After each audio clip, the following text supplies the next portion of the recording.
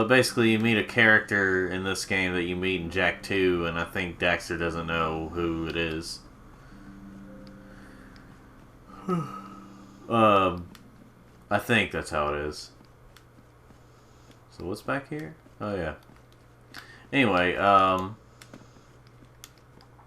just exploring. By the way, if you wanted to know what you get out of, here's that Jak X thing. Extras. If you get enough precursor, or you get 1,000, you get to up to 1,000 in this game. I think that's how much there are. Cheats. Yeah.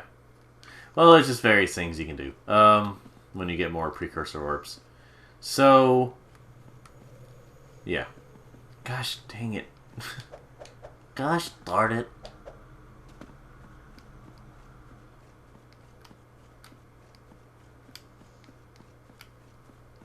Let's see. Anyway. Is it here? No, I think you go there later on, as far as I can remember. I don't remember 100% of this game. I've beaten it a few times. I've beaten this game a few times. I haven't really beaten the Jak and Daxter games that much. I love Jak 3 though. Jak 3 was it's still flawed. It's still hard in some areas, but it wasn't quite as hard as Jak 2. And whenever you get everything, and you know, it just gets so satisfying just to mess around with things. Let's see. If you notice, most open world games are as good as how much they can stuff into it. But like when the next thing, like say, like when it comes to Grand Theft Auto, I know there's some people that say that San Andreas is the best. It's the best Grand Theft Auto, but when it comes to I don't know. Grand Theft Auto 5 was better, in my opinion. It didn't have, like, yeah, there's more things you could do to your character, in a way, in San Andreas, and that was pretty big for the PS2. But, Grand Theft Auto 5, I don't know, something about Grand Theft Auto 5, it just kind of, it was just pretty good, the way they did things. Like, there was a lot to do in 5. 4 was just kind of, I don't know. 4, I guess, 4 people didn't really like as much because of what they did with it. But it was kind of, it also became more story focused. Well, not that the other ones weren't story focused, but you know what I mean. Like the story was a little more fleshed out and stuff. But I do think that 5 is still my favorite. But I kind of feel like possibly if 6 comes out and it still does and it does the same as 5, just expands upon like a lot of things and has a better story or something, it's gonna be better to me. And it's gonna be like, why should I play 5 anymore? Then again, I do kind of like the story in 5. I do plan on playing it on here sometime, but 5 was the first game to really make me say, hey, I like Grand Theft Auto. Because to me back then it was nothing but, oh, just you know, the best part about it is you just go through the open world and that's it. You know, there's nothing else is good. So it's you just kind of play that if you're bored. Which, granted, that's kind of what I do with 5 now, but I still also like the story. What I'm getting at is, like, a lot of open world games, the problem with them is, you know, once you see everything, it kind of gets a little repetitive. Although, I don't think that they're really bad. And here's another cutscene. I'll be quiet now.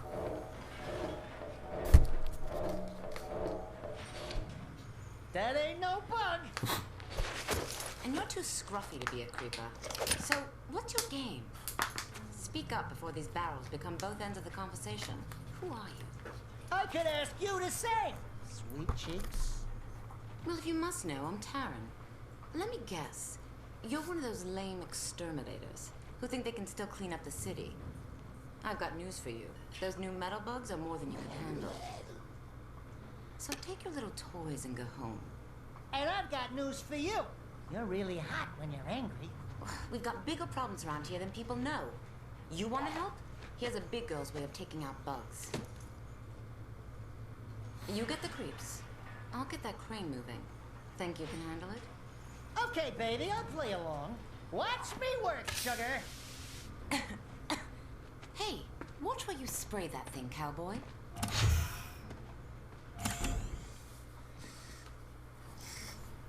And of course, they add some characters you don't really see in the other games at all. I mean, almost okay. You know what? I won't say what happens to her. Does she live? Does she die? I won't say.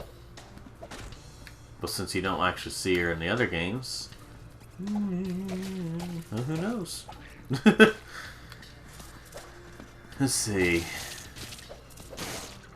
Yeah, I was about to have this to where you could probably hear my voice a little better, like where I wouldn't have to speak as loud, but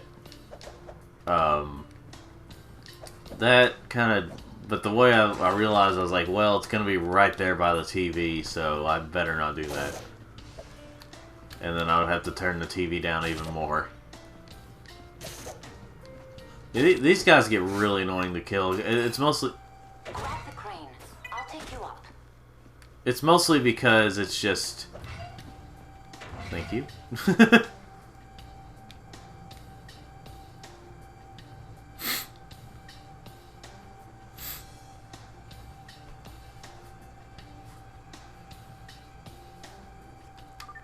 You're in position, fuzzball. Drop down and clear the platform. I'll pick you up when the bugs are gone.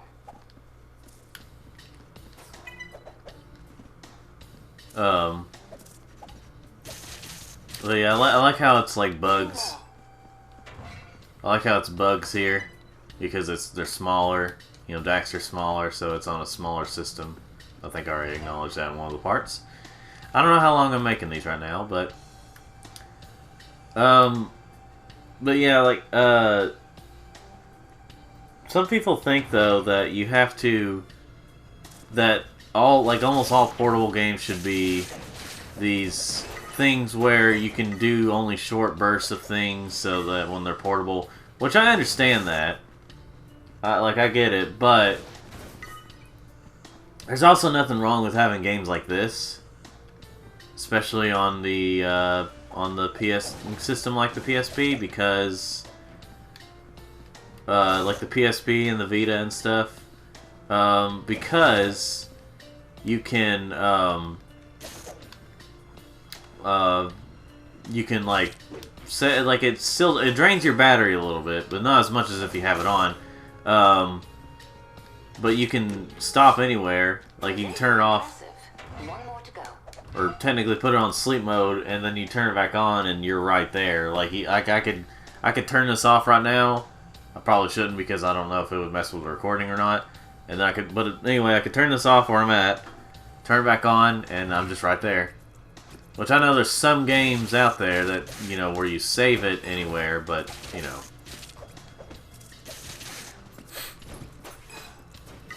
Like, I know, but not every game does that, but on the PSP and the Vita, you can do that with any game, where you can turn. Well, now, obviously, if you're online or something, if you're doing an online game, that's a bit different.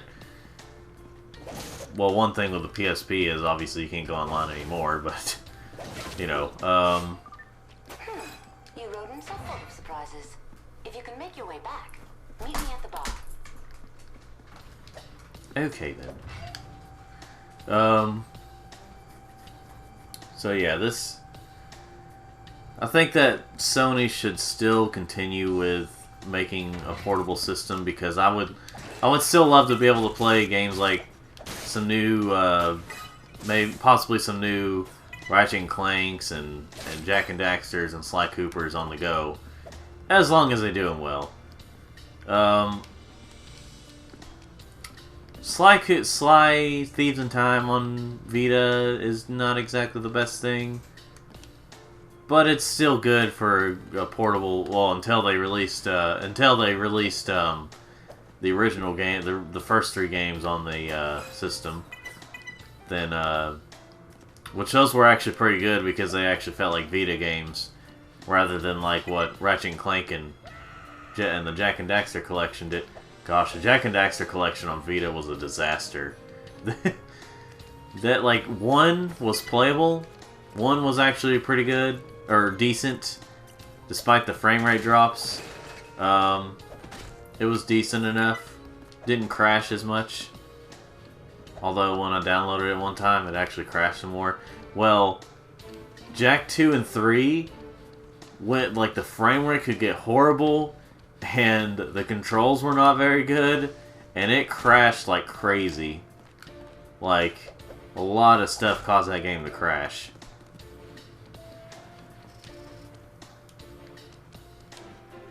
And like the old model, the first model of Vita was like basically you couldn't really do anything about it, about the crash.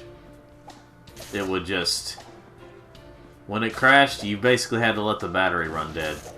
It was pretty bad. Anyway, but like Jak and Daxter, or Ratchet and Clank and Sly Cooper, you know, the collections of the first 3 games proved that it's not because it's on the Vita. They had the, I think they had to sacrifice frame rate for, like, the frame rate's not as good. Like, I think it runs at 30 FPS, 30 frames per second, rather than 60 like the original versions. But I think the originals ran at 60 on the PS2 as well. Anyway, they didn't run as well, and you know, but like the frame rate, it's okay with me. Like if it's 30 frames, that's fine. I know I'm very used to. I mean, whenever I record these videos, I mean it's gonna run at 30. I think this is running at 30. Anyway, Sony with their consoles, they really wanted to get that console on the go feel, which is pretty awesome. But like I said, I can understand why people would want portable games to be in short bursts and stuff. Like you don't want to, like you know, you want to be able to stop a lot and maybe not have the game be as long because, or in some cases, because you know battery life, and you know it's more for like when you're on a car trip or something, or anything like that. I'll just say that the Vita, I ran into something there. Vita kind of came out at a bad time. Because at the time, a lot of companies were starting to go to mobile devices, which it feels like, which after seeing this year's E3, it feels like that's what they're trying to do again, but even though people realize that, you know, that's not what they want, that that's not really the official future of gaming. What is mobile devices? I mean, it could be in terms of portable gaming, but they need to do a lot better with it. They need to do a much better job with it if they're going to make that the future. But yeah,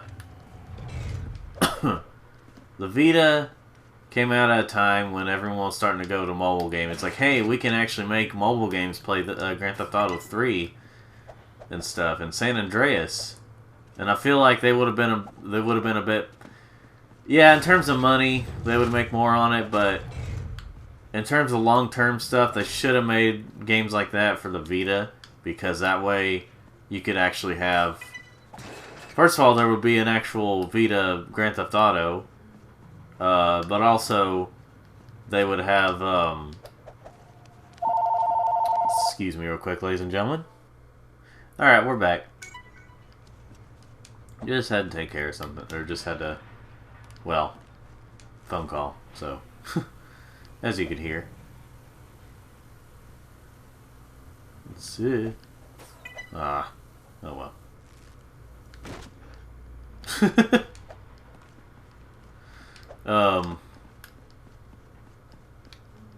Let's see.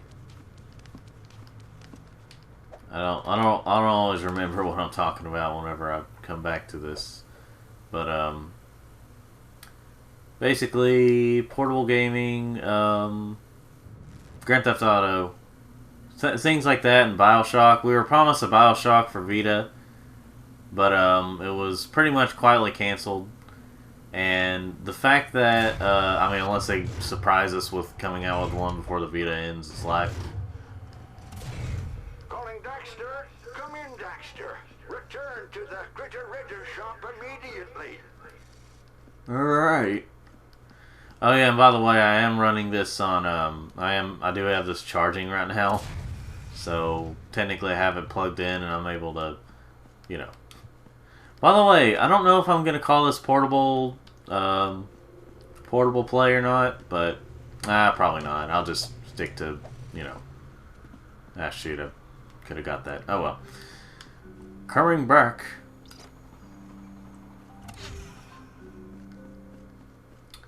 Here's another cutscene.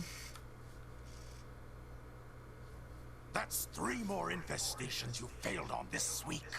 Keep it up, and this business will be mine. Go spray your S's somewhere else, kid. This company's been in my family for generations.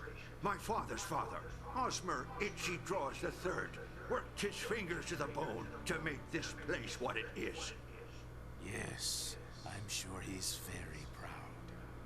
I promise you, Osmo, I will eventually run you out of town.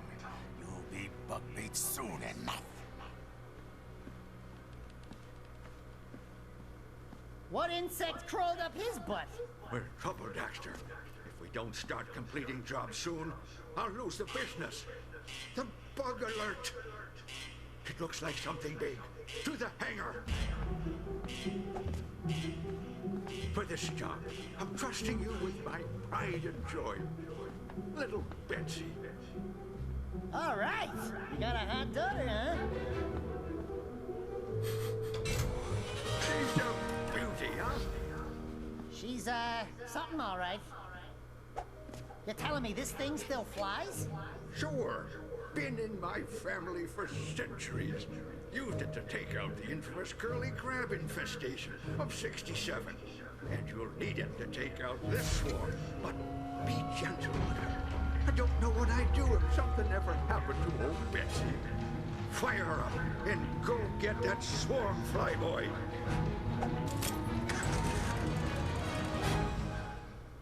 You know, I'm not really sure why I didn't use that thing. I just remembered I had that thing. That, little thing he just threw to, I never sprayed. I think I had fuel, though. But, ladies and gentlemen, we will be taking care of this next time. So until then, just remember to like these videos if you want to, subscribe if you want to, and you will hear me next time.